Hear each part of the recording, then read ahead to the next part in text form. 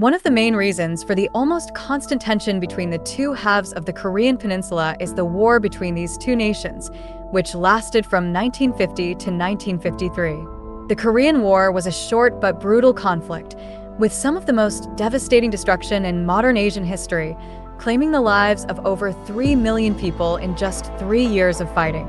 The war devastated nearly every part of the Korean Peninsula, permanently dividing millions of families and further deepening the ideological rift between the two sides to this day. So, why did this brutal war happen?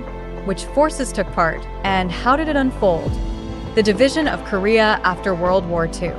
At the Yalta Conference in February 1945, Soviet leader Joseph Stalin called for the establishment of buffer zones in Asia and Europe. Stalin believed the Soviet Union had to have a decisive voice in China and, in return, the country would enter the war against Japan. On August 9, 1945, in the final days of World War II, the Soviet Union declared war on Japan and advanced deep into Korea.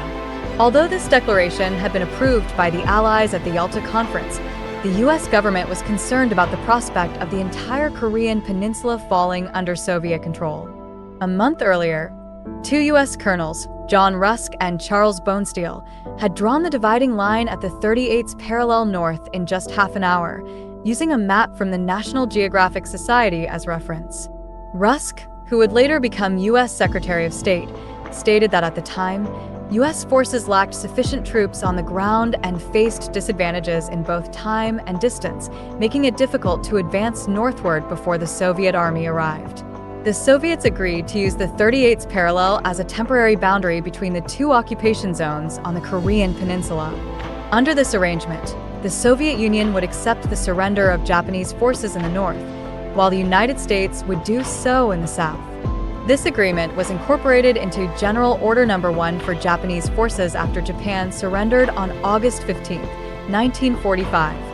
On August 24th, the Soviet Red Army entered Pyongyang and established a military government north of the 38th parallel. Shortly after, on September 8, 1945, U.S. Lieutenant General John R. Hodge landed at Incheon to accept Japan's surrender south of the parallel. He was appointed military governor and directly controlled the South as head of the U.S. military government in Korea. At that time, the United States also refused to recognize the Provisional Government of the People's Republic of Korea in the north, marking the beginning of a new chapter in the division between the two sides.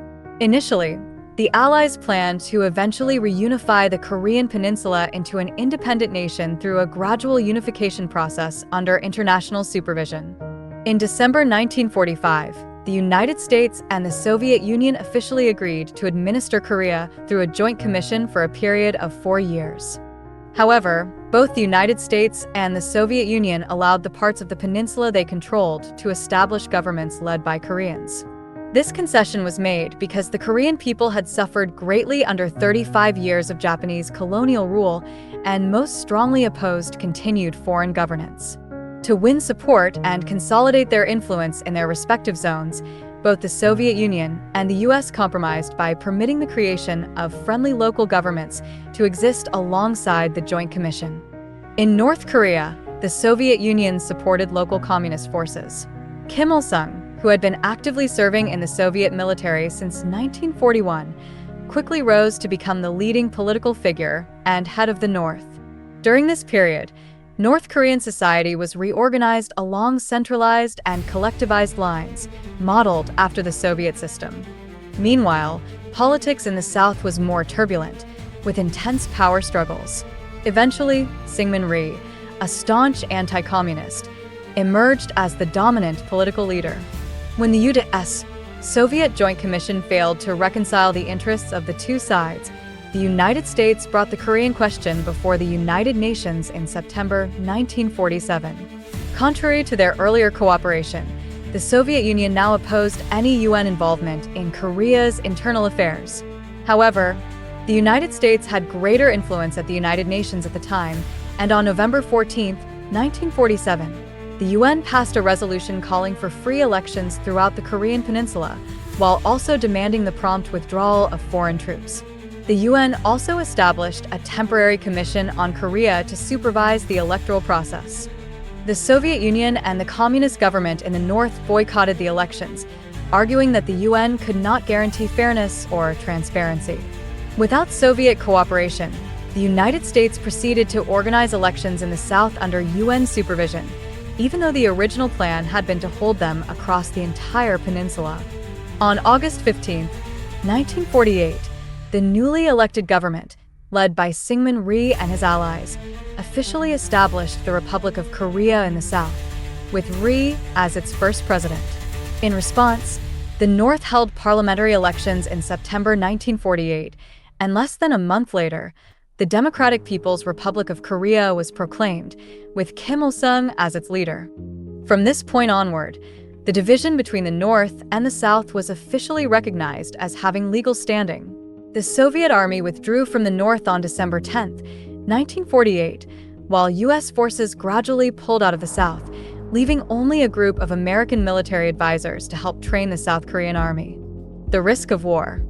Although they had become two separate nations, both rival governments considered themselves the sole legitimate authority over the entire peninsula and regarded the division as only temporary. After their formation, both Syngman Rhee and Kim Il-sung sought to reunify the country, leading to a series of military actions along the border throughout 1949 and early 1950. In fact, even before that, the governments of both sides had taken steps to politically suppress their domestic opposition. In March 1946, Kim Il-sung carried out a large-scale land reform across the north. Land owned by Japanese landlords and their collaborators was confiscated and redistributed to poor farmers. Many former landowners fled to the south, and some later held positions in the South Korean government. It is estimated that around 400,000 North Koreans fled southward during this period. In the south, the purge of communist elements was also carried out thoroughly, particularly after the Jeju Uprising, led by guerrillas of the South Korean Workers' Party, SKP, a sister party to the North Korean Workers' Party. The South Korean army suppressed the revolt with exceptional brutality, killing about 30,000 people and forcing roughly 40,000 others to flee to Japan. The escalation of political tensions between the two sides created a serious risk of war. However, unlike the governments in Pyongyang and Seoul, both the Soviet Union and the United States did not want a conflict to break out. While Kim Il-sung and his close associates believed in reunifying the country by force, Stalin was hesitant, unwilling to be drawn into a confrontation that could spark war with the United States.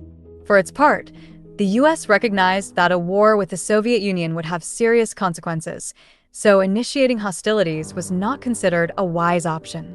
On January 12, 1950, U.S. Secretary of State Dean Acheson stated that the Pacific Defense Perimeter included the Aleutian Islands, Japan, and the Philippines, implying that the United States might not provide military support to the Korean peninsula.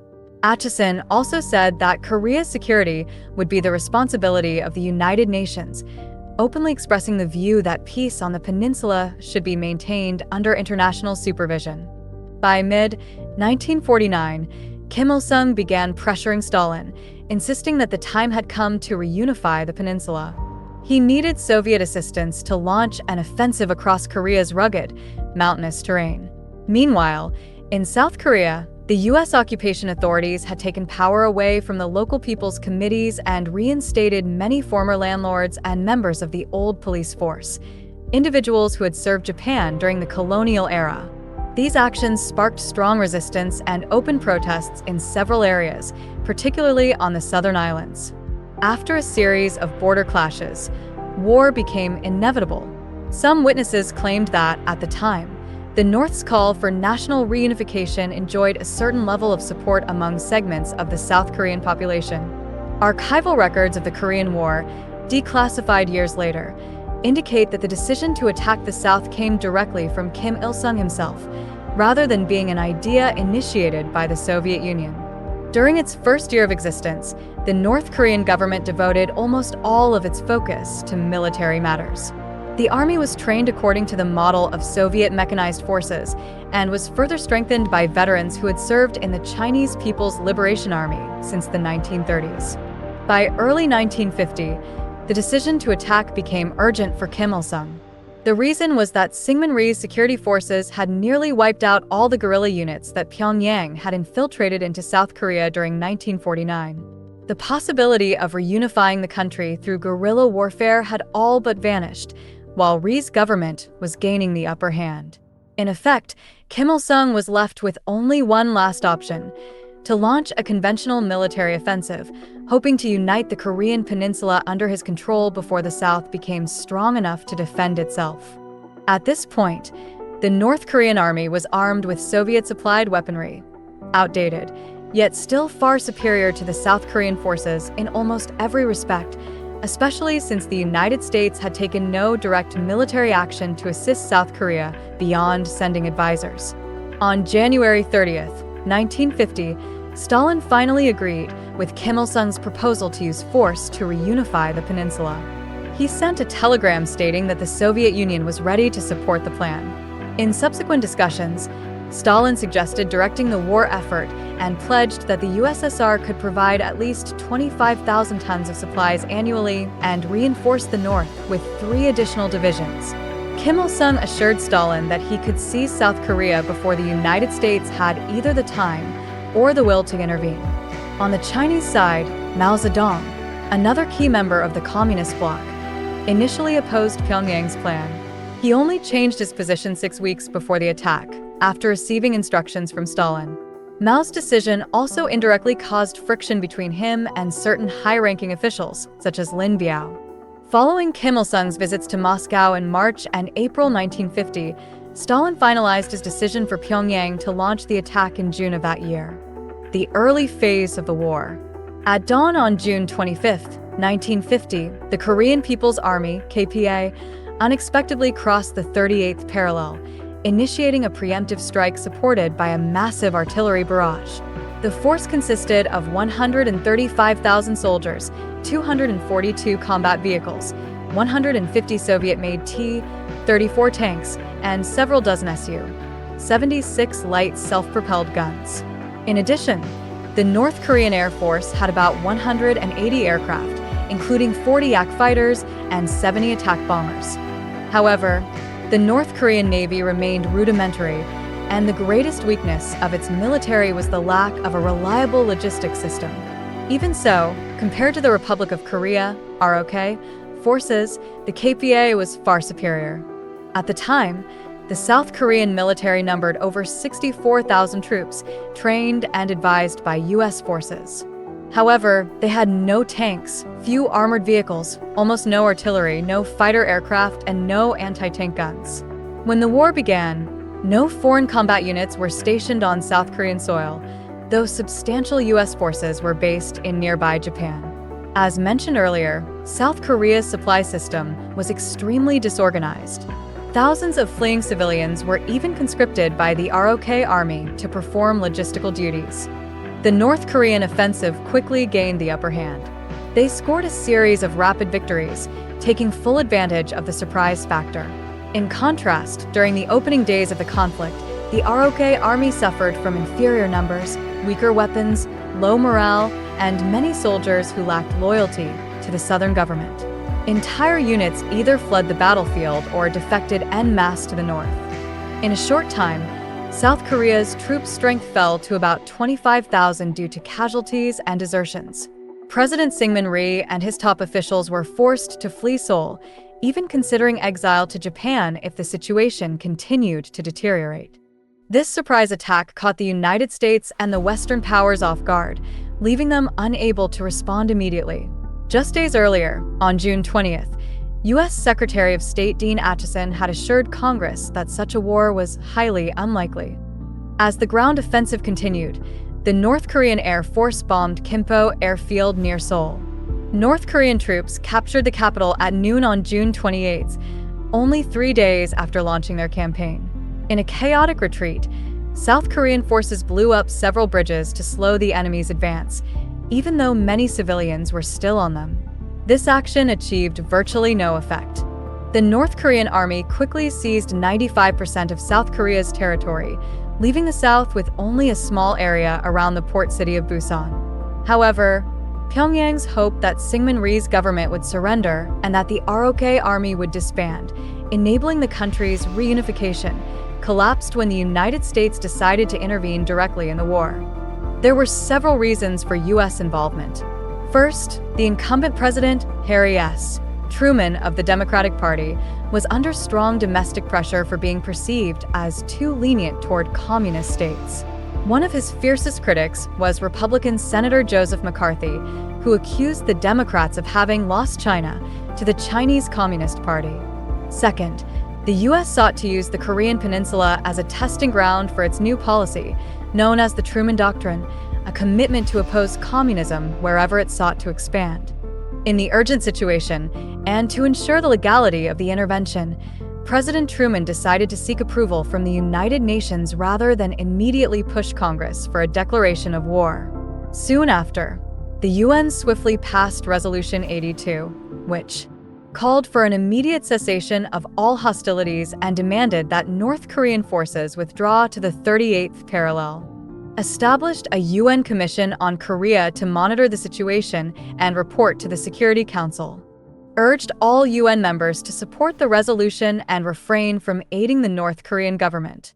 The resolution passed easily in the Security Council due to the temporary absence of the Soviet Union, preventing it from exercising its veto. The 5 permanent members with veto power were the United Kingdom, France, the Republic of China, the Soviet Union, and the United States. In this vote, only Yugoslavia abstained. On June 27th, the UN voted to assist South Korea, and the US along with its allies began their intervention. In response, the Soviet Union and its allies declared they did not recognize the resolution, arguing it was invalid since a permanent member, the USSR, had been absent from the vote. The North Korean government also objected, claiming this was a civil war and thus outside the UN's jurisdiction. Immediately after receiving approval from the United Nations, U.S. military forces were deployed to the Korean Peninsula. In addition to American troops, reinforcements came from 16 other UN member states, though the majority of the fighting force was still provided by the United States. The Republic of China government in Taiwan also offered to participate, but the U.S. refused, fearing this would give the People's Republic of China a pretext to intervene. Despite receiving support from the U.S. and its allies, the South Korean military remained at a disadvantage against North Korean forces and was forced to retreat from much of its territory. By August 1950, the South Korean Army and the U.S. 8th Army had been pushed into a small area in the southeast of the peninsula, around the city of Busan. On August 20th, General Mark W. Clark sent a warning message to Kim Il-sung, stating that North Korea would be held responsible for actions against UN forces and the people of the South. By September 1950, only the area surrounding Busan, about 5% of the Korean peninsula's total territory, remained under the control of South Korean and allied forces. With large-scale logistical support from the U.S., along with air support and reinforcements, U.S. and South Korean troops managed to hold the defensive line along the Naktung River. Still, the situation for South Korea remained extremely precarious. The tide began to turn when the North Korean military showed clear signs of being unable to break through the strong defensive line. It appeared that the North had not anticipated such fierce resistance. Maintaining the defensive position allowed U.S. air forces to bring in large numbers of reinforcements, helping to shift the balance of the battlefield. The U.S. Air Force began conducting about 40 sorties per day in support of ground troops, focusing on attacking North Korean forces. However, these airstrikes also had severe effects on civilians and many cities. Tactical bombers destroyed 32 vital bridges, important not only for military operations, but also for civilian evacuation routes. Road transport ground to a halt, and trains serving both military and civilian purposes had to remain hidden in tunnels during the day to avoid air attacks. U.S. aircraft repeatedly bombed supply depots, oil refineries, and seaports to deplete North Korea's military capacity. The U.S. Navy's air units also attacked military transit hubs. As a result, Kim Il-sung's forces were stretched thin across the peninsula, while essential supplies for the front lines were cut off. Witnessing the devastating effectiveness of U.S. air power, which the North Korean military could not counter, Pyongyang's leadership urgently appealed to Stalin for military aid, if not from the Soviet Union, then from other communist countries. However, at this time, the Soviet Union was unwilling to commit ground troops directly, fearing the risk of a full-scale confrontation with the United States. At this point, the most suitable choice was China, the second-largest communist nation at the time. Stalin sent a message to Mao Zedong, suggesting that if China provided military support to North Korea, about 5 to 6 divisions would be enough to advance to the 38th parallel. Their role would be as volunteer troops under Chinese command. However, while China was enthusiastic about supporting the war, it set a condition: the Soviet Union must also directly aid the North Korean military. Under pressure from both China and North Korea, Stalin eventually agreed. To counter U.S. air superiority, the Soviet Union sent hundreds of MiG fighter jets to North Korea.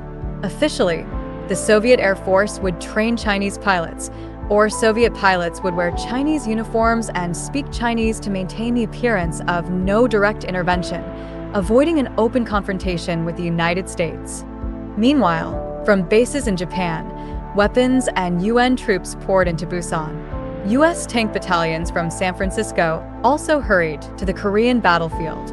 Statistics show that by early September 1950, UN and South Korean forces had been reinforced to 180,000 troops, far more than the North Korean army, which had been reduced to about 100,000 soldiers.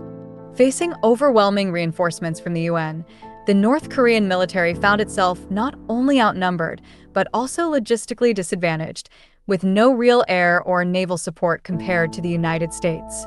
As a result, from an offensive position, North Korea gradually shifted into a passive defensive stance.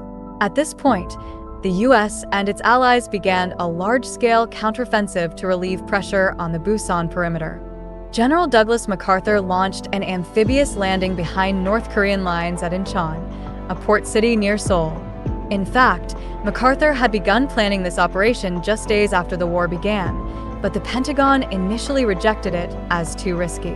Eventually, when it was approved, MacArthur assembled X-Corps under General Edward Almond, consisting of 70,000 troops from the U.S. 1st Marine Division, the 7th Infantry Division, plus 8,600 attached South Korean troops, and ordered a landing at Incheon in Operation Chromite. On September 15, 1950, the operation commenced. Thanks to thorough reconnaissance, prolonged pre-landing bombardments, and the fact that North Korea had only thin defenses at Incheon, U.S. forces encountered weak resistance. The landing became a decisive victory. X-Corps crushed the much smaller defending force and threatened to encircle the bulk of North Korea's main army. MacArthur swiftly recaptured Seoul. Cut off from their supply lines, the North Korean army was forced to retreat northward. After retaking the south, Syngman reordered mass executions of those suspected of supporting North Korea. The Bodo League massacre, carried out under his direction, lasted throughout the summer of 1950 and claimed between 100,000 and 200,000 lives, making it one of the largest massacres in Asia since World War II. UN forces began pushing the North Korean army back beyond the 38th parallel. The United States' original objective, saving the South Korean government, had been achieved, but UN forces continued to advance deep into the north.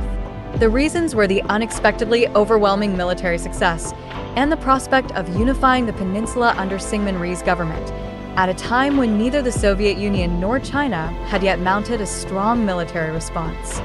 This marked a turning point in U.S. foreign policy, as leaders decided to go beyond the original goal of merely containing communism, moving toward eliminating the North Korean regime altogether.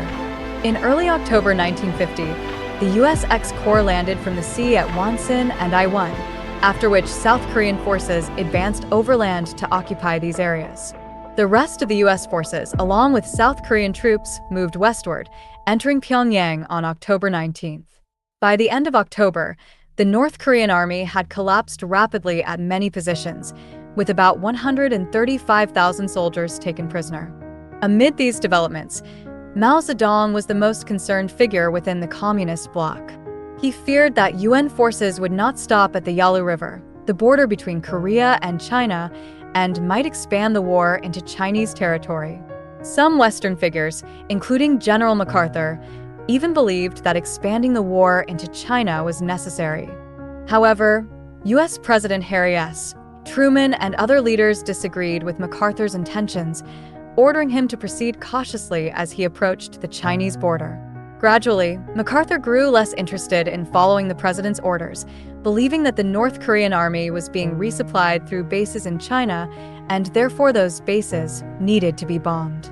China eventually entered the war in its later stages, but even before that, in response to MacArthur's threatening moves, Beijing had warned U.S. leaders through neutral diplomatic channels that it would intervene to safeguard national security.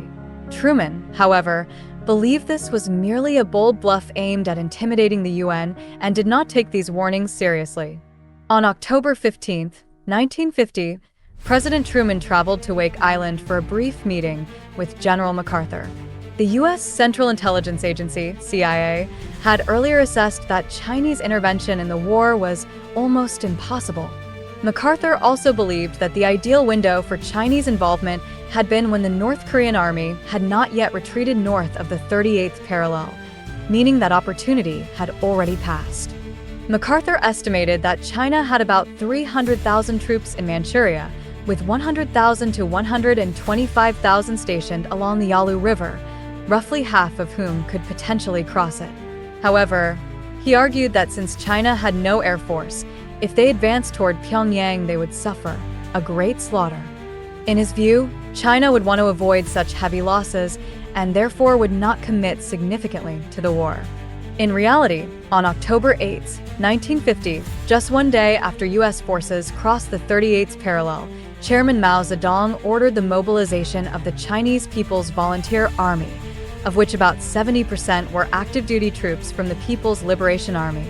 Mao then deployed troops to the Yalu River, ready to cross. He sought support from the Soviet Union, arguing that intervention in Korea was a necessary act of self-defense.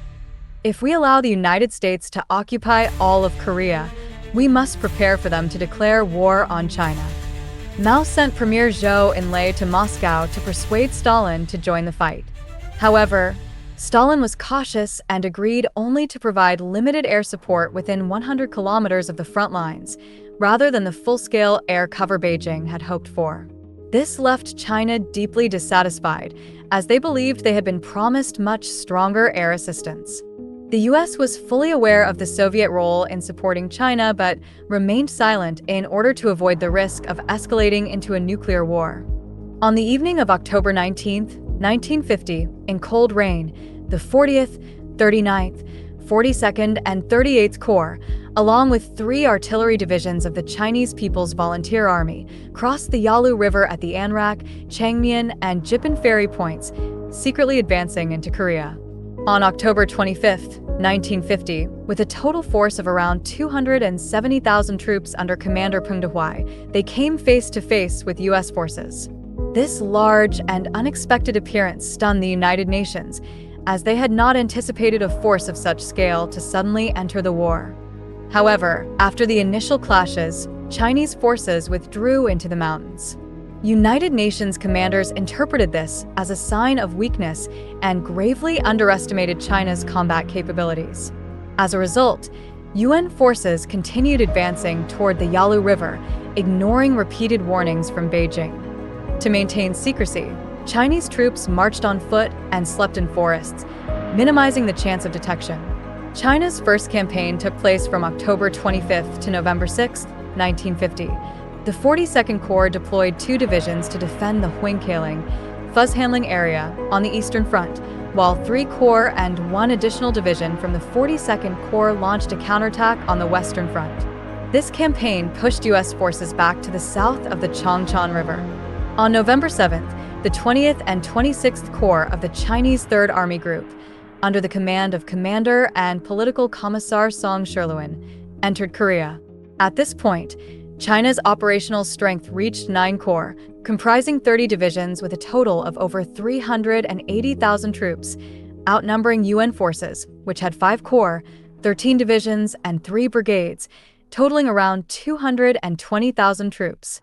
By late November, China launched an offensive on the Western Front along the Changchon River, overwhelming several South Korean divisions and striking hard at the flank of UN forces in this sector. The People's Volunteer Army, PVA, annihilated the South Korean 8th Division, defeated the U.S. 2nd Infantry Division on the Eastern Front, and also bested both the U.S. 1st Marine Division and the 2nd Infantry Division. The situation forced MacArthur to order a full retreat of U.S. and South Korean forces. The defeat of the U.S. 8th Army led to the longest retreat in U.S. military history. On the Eastern Front, during the Battle of Chosin Reservoir, a 30,000-man U.S. 7th Infantry Division unit, caught unprepared, was encircled by Chinese forces. Although they eventually broke out, they suffered 50% casualties. The U.S. Marines were also beaten back and forced to withdraw. After inflicting heavy losses on 6 U.S. divisions, China's victories demonstrated that it was a formidable adversary, despite being vastly inferior in firepower. The Chinese had no tanks and no air support, but they compensated with high morale, strict discipline, and effective tactics. When they began to run short of heavy weapons and light infantry arms, they quickly adapted their strategies to minimize their disadvantages. The U.S. forces in northeastern Korea, who only months earlier had been conducting a rapid advance, were now forced to retreat south as quickly as possible. They established a defensive perimeter around the port city of Hungnam, which later became the site of a large-scale evacuation in late December 1950 to avoid complete defeat. In total, 193 ship departures evacuated about 105,000 troops, 98,000 civilians, 17,500 vehicles, and 350,000 tons of supplies from Hungnam to Busan. Before leaving, U.S. forces destroyed much of the city to deny its use to Chinese troops, leaving many Korean civilians homeless in the middle of winter. Operationally, Kim Il-sung proved to be a difficult partner for China. Initially, he refused to place his troops under the command of Peng Dehuai, despite Chinese forces making up the majority. Kim only agreed after receiving direct orders from Stalin. In 1951, he again clashed with Peng over whether to cross the 38th parallel. Kim ordered an advance, but Peng refused, and the dispute was only resolved after Stalin sent instructions supporting Peng. In January 1951, Chinese and North Korean forces launched a major offensive in what became known as China's Third Phase Offensive, or the Chinese Winter Offensive. The Chinese continued to employ their familiar tactics, attacking primarily at night, starting with long-range probing actions followed by waves of assaults with overwhelming manpower. They used bugles, gongs, and cymbals both for communication and to confuse and distract enemy troops. The UN forces had no effective countermeasures. Their resistance weakened, and they were forced to withdraw rapidly southward. Seoul was abandoned and fell to Chinese, North Korean forces on January 4, 1951. The situation worsened for the U.S. 8th Army when General Walton Walker was killed in an accident, forcing Lieutenant General Matthew Ridgway to take command. Ridgway quickly revitalized the fighting spirit of the exhausted 8th Army. However, the crisis was so severe that General Douglas MacArthur even raised the possibility of using nuclear weapons against China, alarming America's allies. The UN forces continued retreating until they established a defensive line stretching from Suwon to Samcheek, where the front temporarily stabilized. The Chinese People's Volunteers, having advanced far beyond their supply lines and lacking mechanized transport, came under heavy harassment from U.S. air power. They were forced to transport all food and ammunition from the Yalu River by foot or bicycle at night. This supply method could not meet the demands of a front hundreds of kilometers away, so Peng Dehuai ordered a halt to the offensive and a shift to defensive operations. By late January, noticing that many forward positions had been abandoned, Ridgway ordered reconnaissance, which quickly turned into a full-scale counteroffensive named Operation Roundup. The operation was conducted methodically, exploiting UN superiority in ground and air firepower. By early February 1951, UN forces had reached the Han River and recaptured Wonju. In mid-February, China launched Phase B of its winter offensive, striking from Hongseong in central Korea against the U.S. 9th Corps' positions around Chipyeong-ni. Units of the U.S. 2nd Infantry Division, including the French battalion in Korea, fought fiercely, breaking the encirclement in a short but intense battle. This engagement provided the UN forces with valuable experience in countering Chinese tactics and allowed them to hold their ground.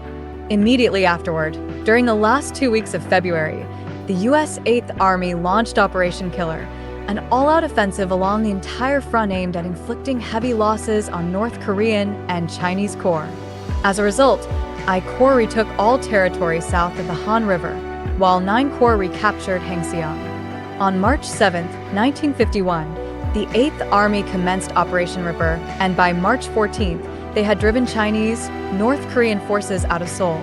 This marked the 4th time in a single year that the city had changed hands.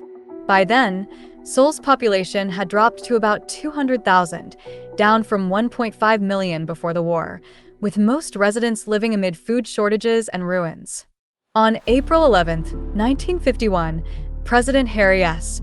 Truman relieved MacArthur of command for insubordination, sparking a wave of public outrage in the United States.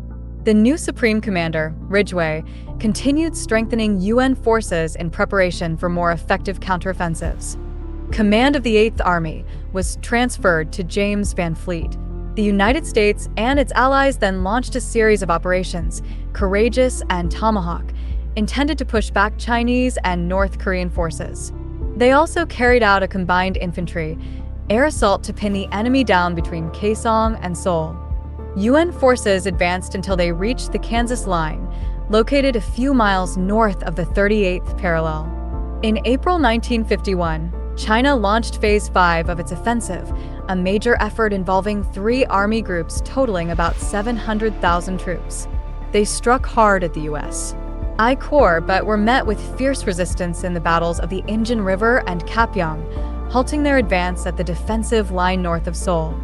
On May 15th, China launched another attack in Central Korea against the U.S. X Corps and South Korean forces. Initially, they achieved some success, but by May 20th, their momentum was halted.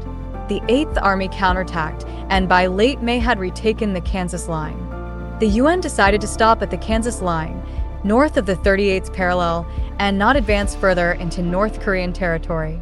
From this point on, the war entered a phase of stalemate and attrition. For the remainder of the conflict, territorial changes were minimal, consisting mainly of large-scale U.S. air raids on North Korean cities and sporadic ground clashes. Peace talks began on July 10, 1951, in Kaesong, but fighting continued. South Korean and Allied forces aimed to recapture all southern territory before agreeing to any settlement, in order to avoid losing ground.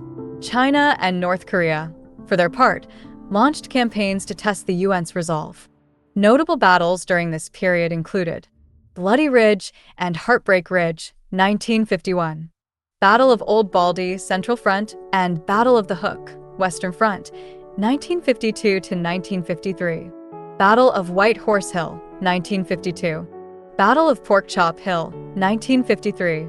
Peace negotiations dragged on for more than 2 years, beginning in Kaesong and later moving to Panmunjom. The major sticking point was the repatriation of prisoners of war. The North agreed to voluntary repatriation in principle but wanted the majority of POWs to return to China or North Korea. Since a large number refused repatriation, the war continued until Beijing and Pyongyang dropped this demand.